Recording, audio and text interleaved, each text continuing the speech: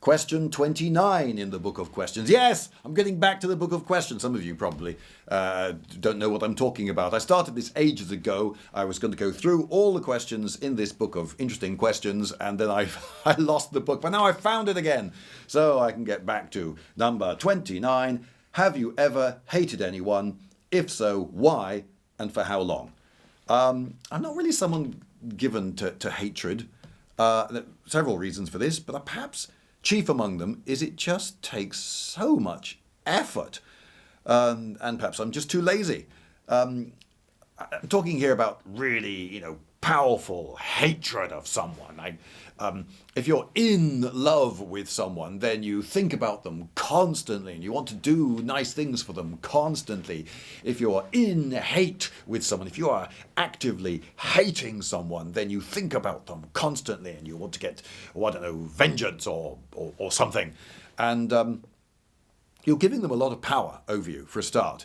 Can you imagine how much wasted effort there would be if you hated someone who hardly gave you a second thought? So they've taken over your life, made your life a misery through your own hatred, circling round and round in your own brain, which is sort of your own creation, your mind. And maybe that's a form of victory for them, and then you've just handed that to them. So don't do that. Don't hate. I have met people who seem fueled principally by hatred. The thing which really gives them their energy seems to be hatred of other people. They might be very political animals, for instance, and they're not really. They don't talk about all the great things that their party is doing and how everything is going to be great and all the right things to do. But they just spend all their time hating the opposition and just they're so stupid and or evil and I've always been very unimpressed by people who are fueled by hatred. It's not the fuel I want to run on, frankly.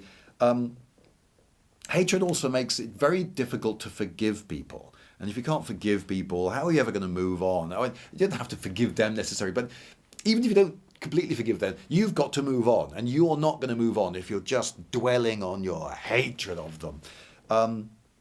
Also, to hate someone, it's sort of to buy into the idea that they will never change.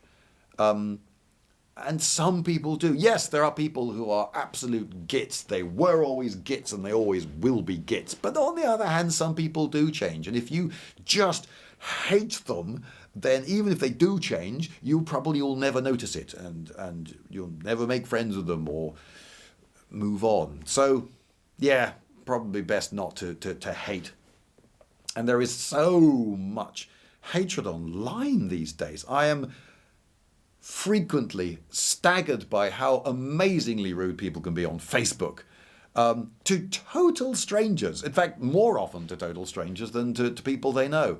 And sometimes I will say something and then someone will comment on it, and then a friend of mine who doesn't know the friend who commented will then lay into them. And two of my friends, they're strangers to each other, but they both know me, are having a go at each other, and I'll say, hey everyone, could you please be nice to each other?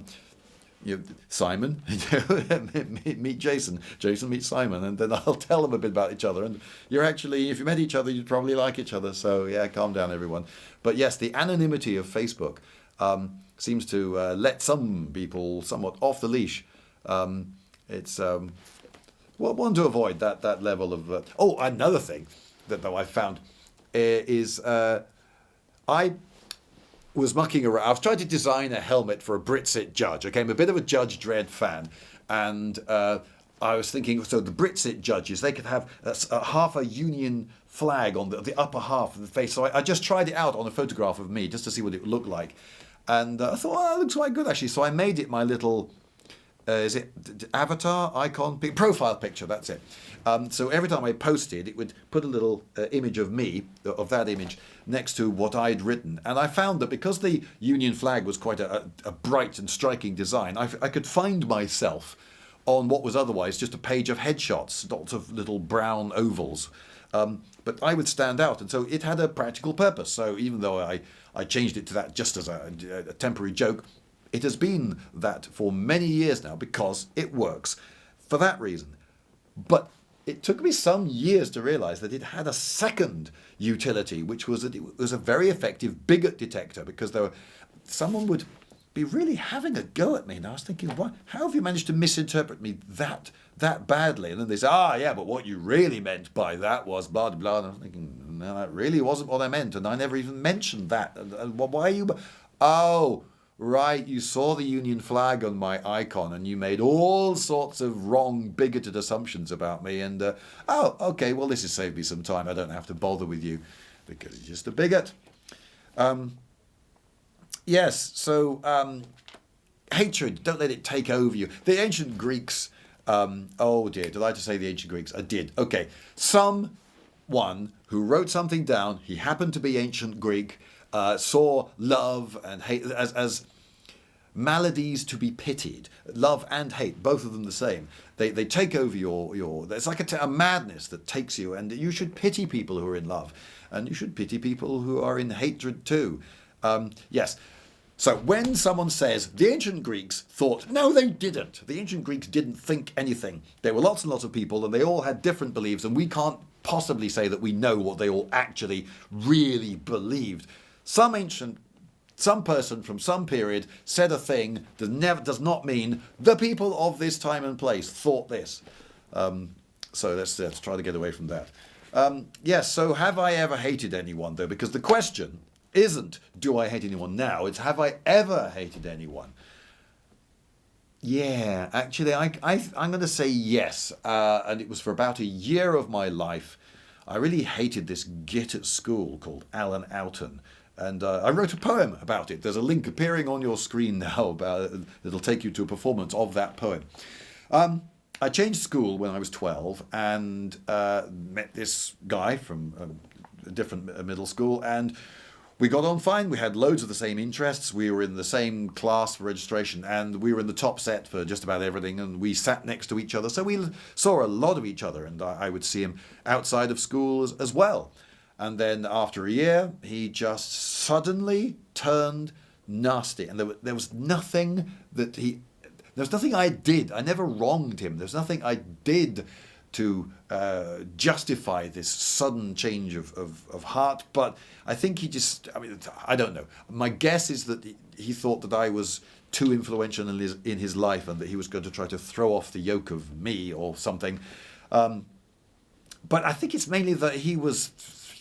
Well, I was 13, so he would have been 14. He was 14. It's an awkward age that kids go through, so I think he just decided to be an utter git, and he went really far out of his way to make life as unpleasant for me as he possibly could.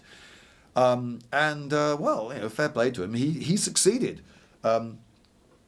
He didn't make many friends, though. Other people in my class, though no one actually lifted a finger to help or back me up or anything, but they weren't impressed by him. They didn't think that he was clever for making my life a misery. He really kept it up for quite a long time. How did I get over it? Well, I suppose I grew up a bit and realised that he wasn't going to change. He wasn't going to, get any nicer. And that it was time for me to move on to do other things. I didn't need him anymore. I made other friends. I moved on, and so my hatred of him waned. So I can remember that time for certain. But yeah, I think that it did occupy my mind for a bit. So that was hatred. There was another time I remember there was a teacher at school. And he was this is when I was at boarding school, he was given the task of allotting studies and study bedrooms to various people. And I had done a deal with one of the other pupils. If I shared with this guy that I didn't like very much for a term, then I would swap with him the following term, and then I would get a single study. And this seemed like a good deal, so I put up with a term with someone I didn't like very much. And then this teacher stepped in over the top of our deal. He said, no, you can't. No, I'm not going to honour any deal you struck with anybody. You don't have that authority. I'm the person who decides who goes into which study or not. And he overruled the deal. which was a big deal to me at the time. And I do remember having a dream stroke nightmare about him in which he appeared as a shark-like monster. And that showed to me and to my waking self after I'd had that nightmare, oh, I must really dislike this guy quite a bit. And that lasted probably a few days. And then you've got to get on with life. So, yeah, I didn't get the study I wanted, and I had to share with someone else that I also didn't get on with. But hey-ho, it was part of the education. Now, I would say that actually what the teacher did was probably a bad thing, and that to let children take responsibility of their lives, to make deals amongst themselves and honour those deals or not honour those deals, it's part of their education. Now, you could say, of course, it was part of my education not to trust the deal done with the pupil because there might be some teacher who will go over the top and ruin everything. And so, yeah, I suppose, either way, it was part of my education anyway. He was in my bad books for a few days. Is there any function to hatred, though? Actually, yeah, I think it is the flip side of love. If we hate the out-group, then it can usefully strengthen the bonds of love within the in-group. Back in the times when people lived in tribes, close-knit tribes, that could be very useful. And I think even now, particularly in times of war, times of very high stress, soldiers, they bond with each other in times of very, very high stress by going through shared hardship, going through shared danger. And having a shared hated enemy can, I think, be part of that. Is it useful in a modern society, though? In the main, no. So, yes. So, I don't hate people now. Yes, I have hated someone, but you know what? I grew out of it.